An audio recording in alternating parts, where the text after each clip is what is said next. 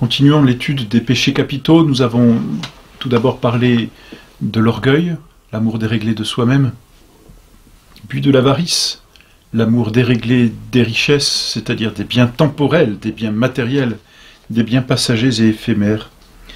Arrêtons-nous maintenant sur les autres péchés capitaux, étant entendu, n'est-ce pas, comme nous l'avons dit dans la leçon précédente, ce que nous ne traiterons pas ici de la luxure, elle sera traitée lors des commandements, des 6e et 9e commandements. Mais le prochain péché capital, eh bien, c'est la gourmandise. La gourmandise, c'est un amour déréglé, parce que tous les péchés capitaux sont des amours déréglés. Hein. Dans le péché, il y a un amour d'un faux bien, nous l'avons dit. Et bien ici, cet amour est déréglé, c'est un amour déréglé du boire et du manger. Et là encore, comme nous l'avons dit pour l'orgueil, amour déréglé de soi-même parce qu'il faut s'aimer soi-même, mais il y a une mauvaise façon de s'aimer. Amour déréglé des biens temporels pour l'avarice parce qu'il y a un véritable amour des biens temporels qui nous servent à servir Dieu. Et bien ici, amour déréglé du boire et du manger, il y a un véritable amour du boire et du manger. Le bon Dieu nous a créés avec un corps, le bon Dieu nous avait créés avec cette nécessité de boire et de manger. Il ne va pas nous demander de détester quelque chose qu'il nous oblige à faire. Le bon Dieu, donc, a mis même en nous un certain plaisir dans le boire et le manger, c'est entendu. Qu'est-ce que la gourmandise? C'est précisément l'amour déréglé de ce plaisir. C'est-à-dire l'amour déréglé du boire et du manger qui fait que, au lieu de boire et manger selon la faim propre qui est d'apaiser notre faim, notre soif, eh bien on va au-delà de cet apaisement et l'on veut en jouir pour lui-même. On veut jouir de cette sensation pour elle-même. Parce que la saveur mise dans les aliments, la recherche même de la composition de certains plats est une bonne chose. Nous avons des sens et le bon Dieu nous demande aussi de vivre avec les sens et de donner une certaine satisfaction des sens, mais une satisfaction telle qu'elle doit permettre ensuite au corps de servir l'âme. Et en fait, c'est toujours ça. La vertu, c'est un ordre. Ordre à Dieu, mais ordre du corps à l'âme. Et le péché, c'est un désordre. Et là, le désordre est tel que les sensations sont éprouvées à l'excès, de sorte que le corps ne sert plus l'âme, il se sert lui-même. Donc, manger et boire jusqu'à satiété et au-delà pour le seul plaisir est un péché. Est un péché. Et s'il y a un excès grave qui va contre l'ordre de la raison, ce péché devient mortel, dès qu'il est contre l'ordre de la raison. Par exemple, celui qui boit par excès et que cet excès est tel qu'il perd l'usage de la raison, il pêche contre lui-même, c'est entendu. À ce moment-là, le corps ne sert plus l'âme, le corps ne sert plus la raison. Il pêche mortellement. L'ébriété est un péché mortel. Donc on peut pécher vraiment par gourmandise, voyez, en le faisant avec excès, en le faisant avec avidité, en vue du plaisir aussi, en recherchant trop de sensations, la trop grande satisfaction de la qualité d'aimer, trop grande, hein, bien sûr, toujours, serait un péché. Ici, un péché léger, mais un péché parce qu'un désordre. Mais voilà, le péché devient mortel lorsqu'il va contre l'inclination naturelle de la nature, c'est-à-dire qu'il rend la nature incapable d'accomplir ensuite ses devoirs et qui va jusqu'à même supprimer l'usage de la raison. Il y a aussi péché mortel lorsqu'il y a transgression de la loi que l'Église donne de jeûner aussi. Effectivement, l'Église, alors aujourd'hui ce jeûne est malheureusement réduit à 2 jours, le mercredi des cendres et le vendredi saint, mais l'Église dans l'année et autrefois bien plus souvent demandait aux catholiques de jeûner plusieurs fois, et puis elle demandait aussi de faire abstinence de viande tous les vendredis de l'année. Pourquoi? Précisément pour tempérer cet instinct malheureusement déréglé que nous avons en nous suite au péché originel, et donc pour permettre à l'âme de garder toujours cette hauteur sur les biens matériels, et de permettre au corps de toujours servir avec plus de liberté et en même temps plus de promptitude l'âme. Il y a d'ailleurs péché mortel si l'on transgresse le jeûne et l'abstinence au jour prescrit. La gourmandise a pour effet l'ivrognerie, bien sûr, mais les effets même de l'ivrognerie souvent sont l'abrutissement de l'esprit. Et même toute gourmandise, à l'excès, a cet effet d'abrutir l'esprit. Et c'est l'Écriture elle-même qui dit dans l'Ecclésiastique « L'ivrognerie inspire l'audace et elle fait tomber l'insensé ». En plus de l'abrutissement de l'esprit, malheureusement, la gourmandise fait souvent négliger les devoirs de religion. Et d'ailleurs, on voit qu'il y a un lien entre la vie religieuse et comment dire, le règlement, si l'on peut dire, du boire et du manger. Les religieux sont bien plus astreints que les catholiques dans le monde à la vie à la loi de l'abstinence et du jeûne. Les religieux ont un jeûne plus rigoureux et une abstinence pour certains même perpétuelle. Les dominicains ont l'abstinence perpétuelle. Et pourquoi? Parce que la mortification de ces plaisirs du manger et du boire, cette mortification-là aide l'âme à mieux servir Dieu. La gourmandise a un autre effet, c'est l'impureté et la paresse. C'est un effet de la gourmandise. C'est ce que dit encore l'Écriture. C'est le prophète Ézéchiel, attendez donc. Voici quelle a été l'iniquité de Sodome, et l'on sait que le péché de Sodome est un péché d'impureté, de luxure. Son iniquité est ainsi l'orgueil, l'excès de nourriture et l'oisiveté. On trouve ça dans le 16e chapitre d'Ézéchiel.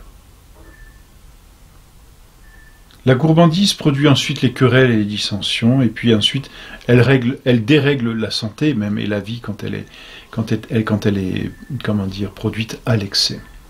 Bon, bien pour remédier contre la gourmandise, c'est simple, il faut d'abord prier, même prier avant les repas et après le repas, cela aide à tout faire pour Dieu, et puis ensuite, eh bien, pratiquer la sobriété, tout simplement.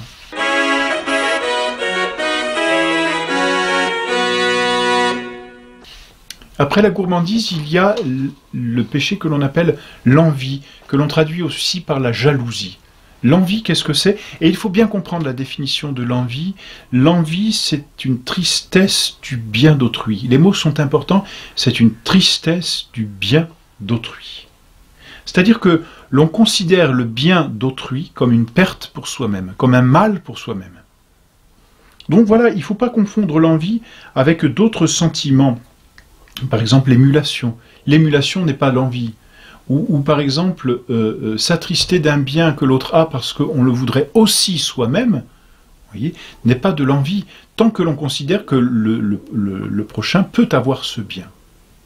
Non, ce qui définit le péché d'envie, c'est cette tristesse du bien d'autrui, considérée comme un mal pour soi-même. Vous voyez, on peut s'attrister du bien d'autrui en tant qu'il ne le mérite pas. Il y a des gens sur cette terre, n'est-ce pas, qui vivent de vol, d'injustice, peut-être d'homicide, et qui ne sont pas punis. On voit bien comment la justice aujourd'hui ne fait pas toujours son travail, et l'on peut éprouver cette envie, ce sentiment d'envie, c'est-à-dire de tristesse du bien d'autrui, personnes qui sont libérées alors qu'elles ne le mériteraient pas. Eh bien là, ça n'est pas un péché. Non, ça n'est pas du tout un péché, justement. Ce n'est pas une jalousie, au contraire, parce que ce bien pour autrui est un mal pour lui et peut être parfois un mal pour la société. La gravité du péché d'envie, eh bien c'est un péché grave parce que c'est une opposition à la charité fraternelle. Le prochain a un bien et on s'en attriste. Donc on manque de charité. C'est-à-dire qu'on n'aime pas ni le prochain ni le bien. Parce que aimer, c'est vouloir le bien de celui que l'on aime. Et donc, ne pas vouloir le bien d'autrui, comme c'est le cas de l'envie, c'est ne pas l'aimer. Et donc, c'est s'opposer directement à la charité fraternelle. L'envie engendre comme péché bien la haine du prochain. Et la haine, on sait jusqu'où elle va, elle peut aller jusqu'à l'homicide. L'envie engendre aussi la joie dans les adversités, c'est-à-dire la réjouissance du mal d'autrui. Autant le péché d'envie, c'est la tristesse du bien d'autrui, autant la conséquence, c'est la joie du mal qui lui arrive. On le regarde, il tombe, il est maltraité, il est honni, et on s'en réjouit. C'est une conséquence de l'envie, de la jalousie. L'affliction aussi dans ses prospérités. C'est une conséquence. Et puis alors, autre conséquence aussi de l'envie, bien plus désastreuse, je dirais, par les conséquences, c'est la médisance, la jactance, la calomnie, même parfois, les murmures. Et tout ça, ce sont autant de péchés qui, à cause de l'effet qu'ils ont de se répandre dans les autres, eh bien, sont de plus en plus impossibles à retenir et commettent des ravages incroyables. Et puis ensuite, l'envie engendre bien souvent la discorde. Alors, pour remédier à l'envie, il faut apprendre à se réjouir du bien d'autrui. À savoir se réjouir du bien qui arrive aux autres. à considérer la vanité des choses d'ici-bas, la vanité des honneurs, la vanité des biens, mais à savoir se réjouir de tous les biens qui arrivent à autrui, en sachant que bien, le bon Dieu reste le maître de toutes choses, tout simplement.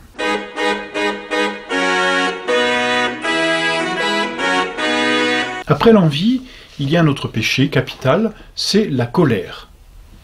La colère est ce péché qui est un mouvement déréglé de l'âme face à l'adversité et qui nous porte à nous venger. C'est ce qui définit la colère. La colère, c'est ce péché donc qui fait repousser avec violence ce qui déplaît. D'ailleurs, on assimile bien souvent coléreux ou colérique à violence, et puis qui porte à la vengeance. Le colérique est un homme qui se venge. C'est un mouvement déréglé. C'est un mouvement déréglé dans la mesure où il est désordonné. Il peut y avoir une juste colère. Il peut y avoir une bonne colère. D'ailleurs, l'Écriture dit mettez-vous en colère, c'est le psaume 90, je crois. Mettez-vous en colère et ne péchez pas. Et notre Seigneur s'est mis en colère. Parce que notre Seigneur s'est vengé d'une véritable injure faite à Dieu. C'était le temple qui était profané ici, et notre Seigneur a chassé les vendeurs du temple, n'est-ce pas? Mais il peut y avoir du péché de colère, par exemple, quand on exerce la vengeance contre quelqu'un qui ne l'a pas mérité, contre quelqu'un où on exerce la vengeance alors qu'on n'a pas l'autorité légitime pour exercer cette vengeance, ou qu'on exerce cette vengeance d'une façon déréglée, et qu'on punit beaucoup plus quelqu'un qui mériterait une moindre vengeance, voyez? Ou alors, si l'on exerce la vengeance, non pas en désirant satisfaire la justice et réparer l'injustice, mais en voulant satisfaire sa propre, comment dire, son propre sentiment, sa propre malveillance. Alors là, la colère est un péché. Voyez. La colère peut devenir aussi démesurée, et donc dans ce cas, on pêche par excès. Voilà, la colère engendre l'indignation. La colère engendre l'enflure du cœur aussi, c'est de ce cœur qui se porte à la vengeance. Et donc celui qui a un cœur enflé de colère, celui-là est prompt à la vengeance. Et malheureusement, la colère, bien sûr, engendre les rixes, les querelles, les paroles outrageantes, mais elle engendre aussi bien souvent la précipitation et la démesure. Et ça, ce sont des péchés bien plus graves parce qu'ils vont contre la raison. Et c'est là qu'ils deviennent véritablement péchés, vous voyez. Ils vont contre la raison. La démesure est telle que la raison n'arrive plus à contrôler, la raison n'arrive plus à indiquer quelle est la juste mesure. Péché de colère. Pour remédier à la colère, contre la colère, c'est assez difficile, mais il faut méditer la douceur de notre Seigneur. C'est assez curieux, mais notre Seigneur n'a donné de lui que 2 vertus. Il a dit « Apprenez de moi que je suis doux et humble de cœur ». Et donc il donne là 2 remèdes, et il met en avant 2 vertus qui s'opposent à 2 péchés capitaux, la colère et l'orgueil. Apprenez de moi que je suis doux et humble de cœur. Et donc, pour exercer la colère, il faut apprendre à pratiquer l'humilité, tout simplement le silence, parfois, la patience, la mansuétude, la bonté. Voilà, tout simplement. Mais c'est un péché difficile à combattre, c'est bien vrai.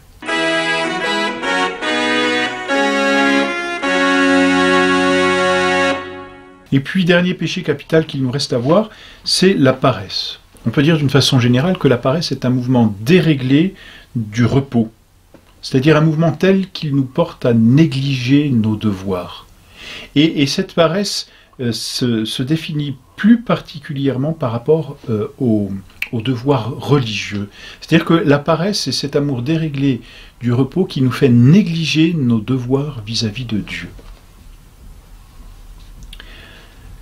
L'Écriture dit ceci, le royaume des cieux, et voyez, on voit bien ici qu'il s'agit de nos devoirs vis-à-vis de Dieu, le royaume des cieux souffre violence, et les violences seules le ravissent. C'est notre Seigneur qui dit cela. Et l'on voit bien que cela s'oppose à la paresse, parce que le paresseux n'a pas de violence, hein, il ne se fait pas violence, on peut bien le dire. Alors voilà, c'est cela la paresse qui a pour objet les biens divins et qui fait négliger les devoirs religieux. Eh bien, cette paresse-là est un péché mortel. Le paresseux qui néglige le devoir dominical d'aller à la messe, le paresseux qui ne prie pas pendant un certain temps, celui-là finit par pécher mortellement, justement. Parce que ce péché blesse gravement la charité. Et je dirais, il n'y a qu'à considérer ce que notre Seigneur a voulu faire pour nous, en s'incarnant et en mourant sur la croix, pour considérer combien la paresse, finalement, est une offense même à la rédemption de notre Seigneur. Après tout ce que notre Seigneur a fait pour nous, Dieu n'exige pas grand-chose de nous, peut-on dire, hein, par rapport à ce qu'il a exigé de son propre Fils. Et donc la paresse, justement, nous fait négliger nos devoirs, et particulièrement ce devoir de reconnaissance vis-à-vis de tout ce que notre Seigneur a fait pour nous. La paresse engendre la torpeur qui engourdit l'âme, et ça c'était quelque chose de terrible, parce que cette torpeur, elle éteint toute velléité dans l'âme. Elle produit l'inaction, elle produit même l'hébétude. La paresse engendre aussi la lâcheté, c'est-à-dire la crainte de faire quelque chose et de quelque chose de difficile. Et donc cette lâcheté, c'est un manque de courage. Le paresseux n'a plus de courage. Il n'a même plus le courage de dire qu'il est catholique, et ça c'est quelque chose de terrible. La paresse engendre la divagation dans la prière, peut engendrer la rancune, mais surtout la paresse peut engendrer le désespoir dans l'âme. Effectivement, le paresseux s'aperçoit qu'il ne fait plus rien, cela le désespère, mais il n'a pas le ressort en lui de réagir contre sa paresse, et donc il désespère de plus en plus, et c'est un cercle vicieux, vraiment, dans le sens propre du terme, c'est-à-dire que le désespoir engendre la paresse engendre le désespoir, et ainsi de suite. Alors pour remédier contre la paresse, eh bien, il faut se faire violence, vraiment, et peut-être tout simplement méditer la violence, disons, que notre Seigneur a voulu subir dans sa passion pour nous, pour chacun d'entre nous, et se dire que la violence que l'on s'impose à soi n'est rien, en comparaison de la violence que notre Seigneur s'est imposée pour nous. Voilà donc une considération rapide de ces péchés capitaux qui sont à la source de tous les autres péchés.